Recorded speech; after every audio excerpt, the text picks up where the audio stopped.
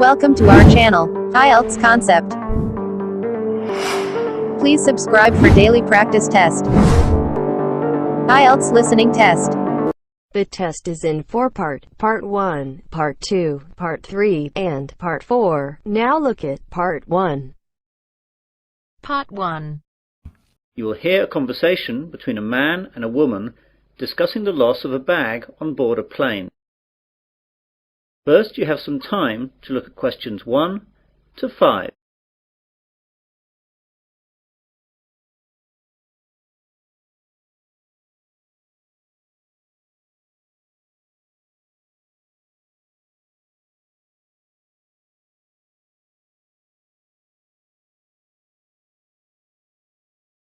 Listen carefully to the conversation and answer questions 1 to 5.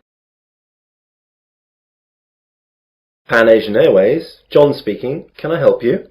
Yes, please. I left something on one of your planes last night. I got this number from the operator. Is this the right number to call? Yes, madam. This is the right number. I just need you to tell me your name to start with, so I can fill out a lost property form. Kirsty Allen. That's Kirstyalallen. Right, I've got that. Now, what happened last night? Well, I was on a flight last night from New York to London that landed at 12:30 a.m. We were delayed a while in New York, so that when we eventually landed, I was so tired that I accidentally left my handbag on the plane. Did you report this to anyone last night? No, I'm afraid not. I didn't notice until I got home, and then it was really too late to phone. Very well, madam. Let me take a few details for this form, and I'll see what I can do. OK, so the name is Kirsty Allen. And what's the address, please? 48 Wyndham Road, Richmond. The postcode? R16GH7. Good, I've got that. Now, your telephone number? Well, my home number is 020-8927-7651. And my mobile is 07754-897-432. I'm sorry, I didn't catch the second one. What was the mobile again? 07754-897-432. Thanks. Now, do you know the flight number of the plane you were on last night? Oh yes, hang on a second. I've got my boarding pass stub right here. The flight number was PA356. No, I'm sorry, PA365. That's it, 365. And does the boarding card stub say what seats you had? Oh yes, it was E6. And you said that it was New York to London Heathrow. Is that right? Yes, that's right. Before the conversation continues, you have some time to look at questions 6 to 10.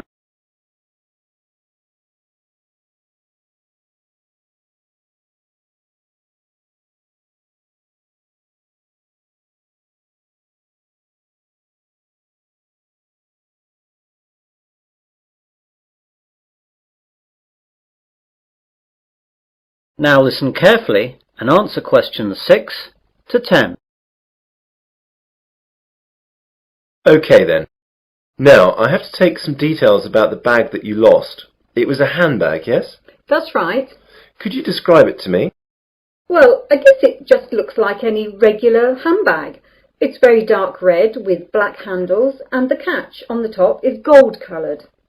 Does it have any distinguishing marks? Not really. It's quite new, you see, so I haven't scratched it or anything.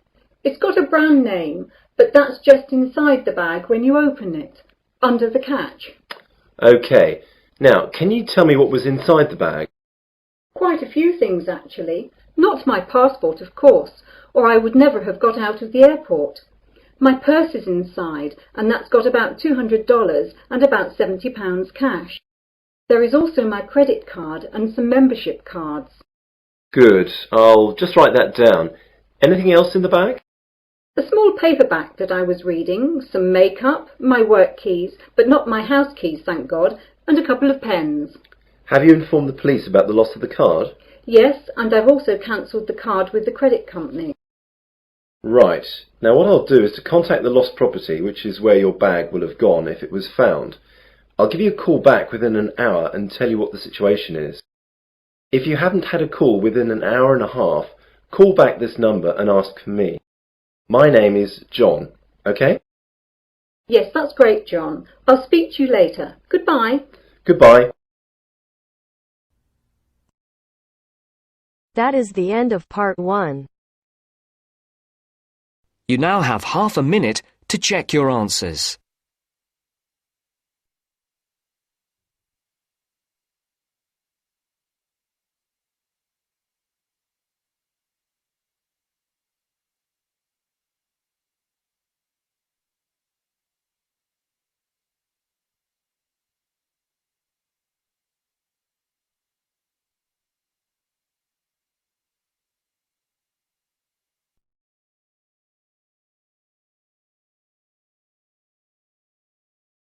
Now turns to part 2. Part 2. You will hear a presenter on a radio show. The presenter is reading out letters sent in by listeners to the show. First, you have some time to look at questions 11 to 16.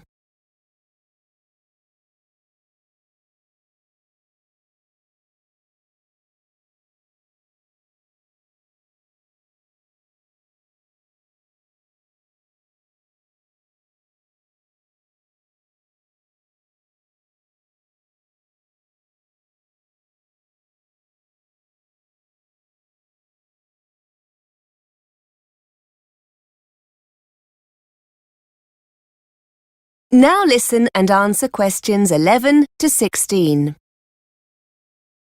Hi, you're listening to Mark Ambrose, and I'll be with you through to midday on Talkback, the show where you tell us what you think about Radio Western. I'm sure you've all heard we have a new boss here at Radio Western, and she's very keen to get your feedback. Well, you've certainly taken her invitation seriously. We'll be dipping into the postbag for your feedback in just a moment, and speaking to a surprise guest or two later in the show. I must start by saying a big thank you to Tony Marsons. Judging by your letters, he did a great job of covering the show last week whilst I was away. Thanks, Tony, if you're listening, and thanks for all the emails asking about my holiday. I had a long, rather boring flight home late last night, but I must say I had a wonderful time. The food was absolutely delicious, and the locals we spoke with were really friendly. Shame about the weather, which was an absolute washout, but you can't have everything, I suppose. And the kids loved it, so everyone was happy. Anyway, on to the first of your letters. Sally from Liverpool is very concerned about the consequences of the cutbacks we've been experiencing here at Radio Western. In particular, whether some of our late-night music shows could be facing the axe. We're force-fed a great deal of pop music throughout the day, writes Sally, and some of your listeners look forward to the more niche musical genres you cover in the evening. Are these in danger when you rearrange the schedule? Not at all, Sally. In fact, look out for 1 or 2 exciting new shows over the coming weeks. We've got a brand new classical music show coming soon, and the return of the ever-popular Chris Green with his show on international folk music. And of course there's Carol Whittaker's History of Jazz every Friday night. Hopefully this will put your mind at rest, Sally. Before you hear more of the radio show, you have some time to look at questions 17 to 20.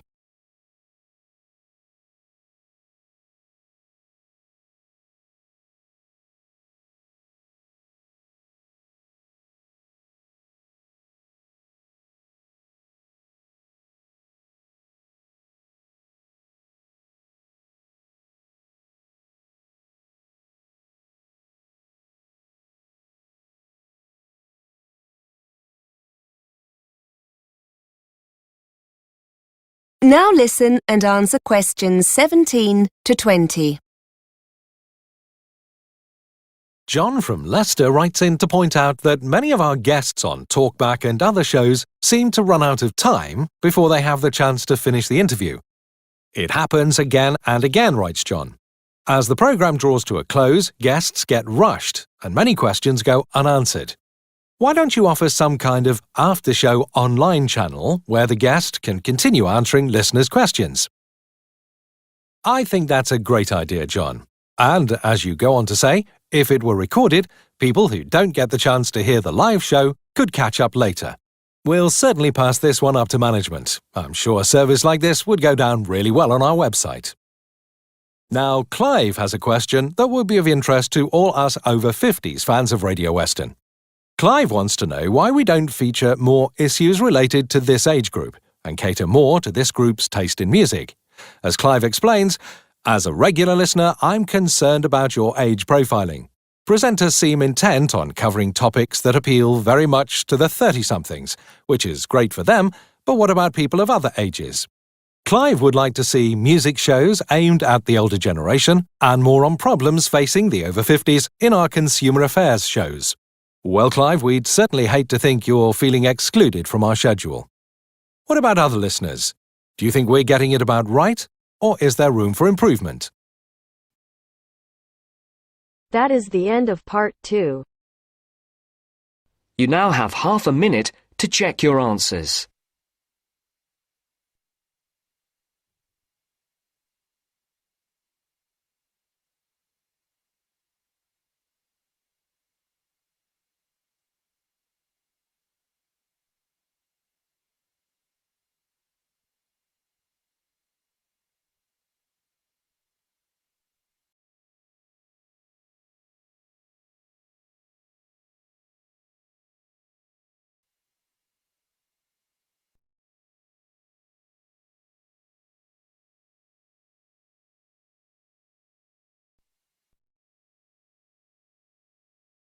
Now turns to part 3. Part 3. You will hear a trainee teacher called Eve talking to her university tutor about her preparations for teaching practice. Before you listen, you have some time to look at questions 21 to 25.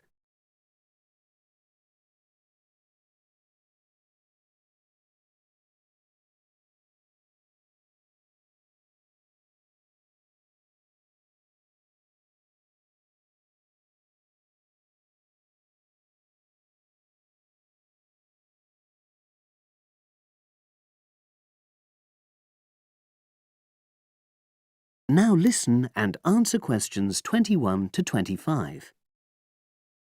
Hello, Eve. Come in and sit down. How's it going? Fine, thanks. I'm looking forward to my teaching practice next week. Good. Now, you've got 2 classes, haven't you? Year 3 and Year 6. Have you done your lesson plans? Well, I've decided to take the topic of renewable energy. I haven't done a lesson plan for Year 6 yet, but I thought I'd base their lesson on an example of very simple technology. So I've brought this diagram to show you. I got it from the internet. Let's see. A biogas plant. So this is equipment for producing fuel from organic waste. Yes. The smaller container on the left is where you put the waste you've collected. Right, and from there it's piped into the larger tank. That's right. And that's slurry on the base of the larger tank. Right. And what exactly is slurry? It's a mixture of organic waste and water. So is that pipe at the bottom where the water comes in? Yes, it is. As the slurry mixture digests, it produces gas, and that rises to the top of the dome. Then, when it's needed, it can be piped off for use as fuel in homes or factories. It's very simple. I suppose there's some kind of safety valve to prevent pressure build-up? That's the overflow tank. That container on the right. As the slurry expands, some of it flows into that, and then once some of the gas has been piped off, the slurry level goes down again, and the overflow tank empties again. I see. Well, I think that's suitably simple for the age level it's for. I look forward to seeing the whole lesson plan. Thanks. And can I show you my ideas for the Year 3 lesson? Of course. Let's look. Before you listen to the rest of the conversation, you have some time to look at questions 26 to 30.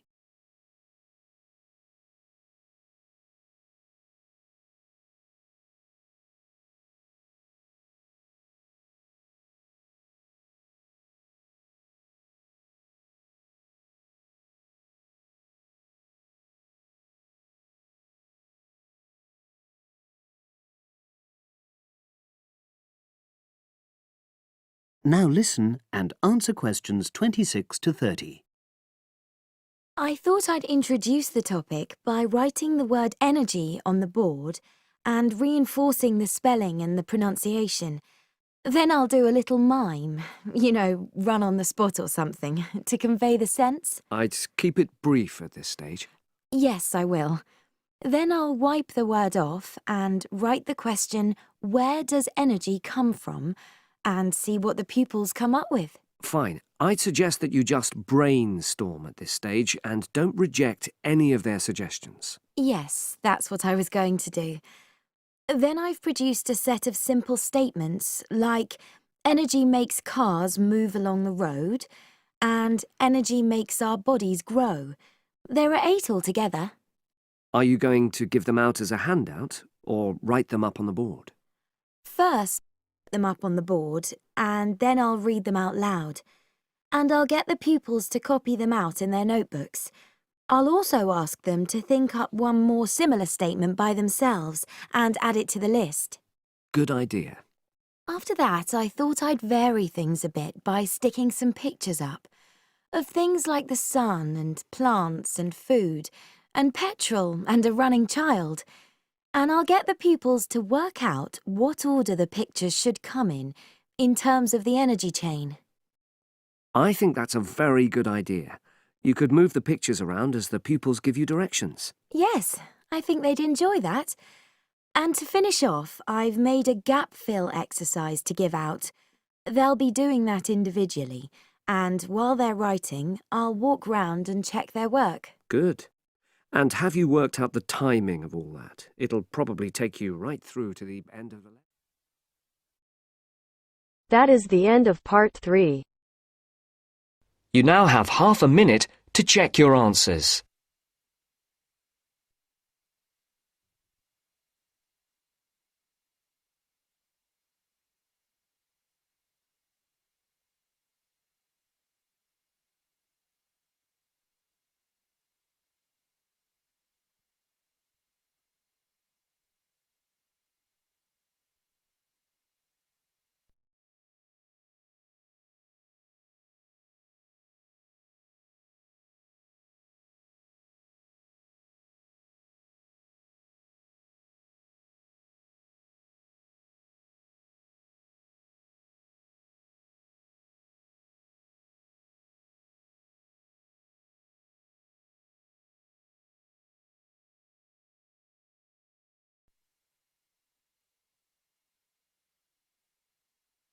Now turns to part 4. Part 4. You will hear a presentation given by a sports science student on her project on left and right-handedness in sport. First, you have some time to look at questions 31 to 40.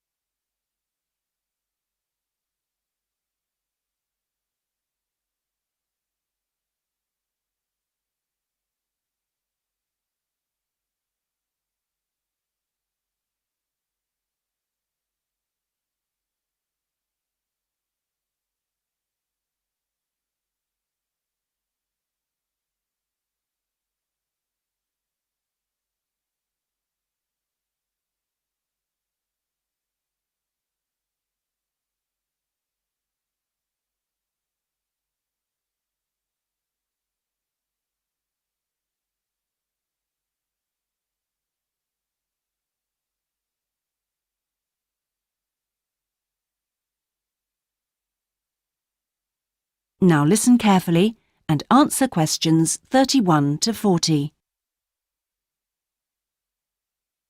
My topic is handedness, whether in different sports it is better to be left or right-sided, or whether a more balanced approach is more successful. I'm left-handed myself, and I actually didn't see any relevance to my own life when I happened to start reading an article by a sports psychologist called Peter Matthews.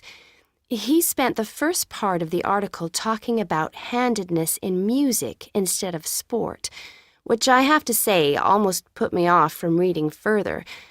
But what I soon became struck by was the sheer volume of both observation and investigation he had done in many different sports, and I felt persuaded that what he had to say would be of real interest. I think Matthew's findings will be beneficial, not so much in helping sports people to work on their weaker side, but more that they can help them identify the most suitable strategies to use in a given game. Although most trainers know how important handedness is, at present they are rather reluctant to make use of the insights scientists like Matthews can give, which I think is rather short-sighted, because focusing on individual flexibility is only part of the story. Anyway, back to the article. Matthews found a German study which looked at what he called mixed-handedness, that is, the capacity to use both left and right hands equally. It looked at mixed-handedness in 40 musicians on a variety of instruments. Researchers examined a number of variables. For example, type of instrument played, regularity of practice undertaken, and length of time playing instrument, and found the following. Keyboard players had high levels of mixed-handedness, whereas string players like cellists and violinists strongly favored one hand. Also, those who started younger were more mixed-handed. Matthews also reports studies of handedness in apes. Apes get a large proportion of their food by fishing ants from anthills. The studies show that apes, like humans, show handedness, though for them right and left-handedness is about equal, whereas about 85% of humans are right-handed. Studies showed that apes consistently using the same hand fished out 30% more ants than those varying between the two.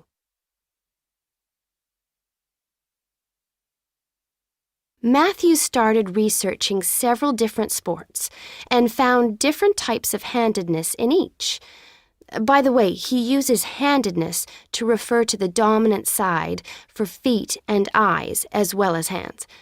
Anyway, his team measured the hand, feet, and eyes of 2,611 players and found that there were really three main types of laterality. Mixed, you work equally well on both sides, both hand and eye. Single, you tend to favor one side, but both hand and eye favor the same side. And cross-laterality, a player's hands and eyes favor only one side, but they are opposite sides. Let's start with hockey. Matthews found that it was best to be mixed-handed. This is because a hockey stick must be deployed in two directions. It would be a drawback to have hand or eye favoring one side.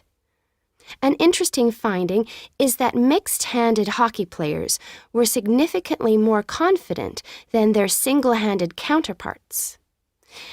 Things are slightly different in racket sports like tennis. Here, the important thing is to have the dominant hand and eye on the one side.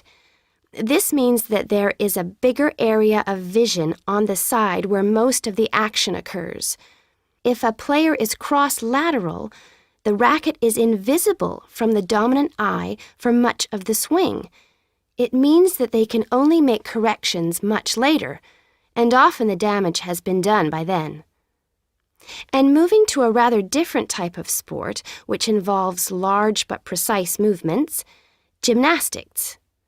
It's been found that cross-hand-eye favoring is best.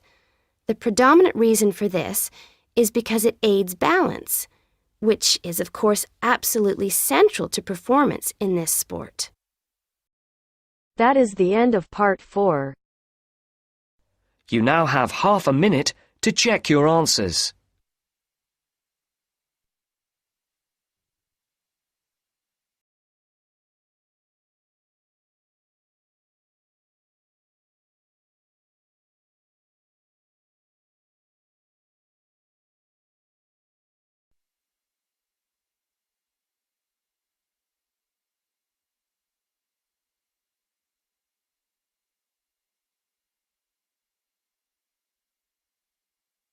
That is the end of the test.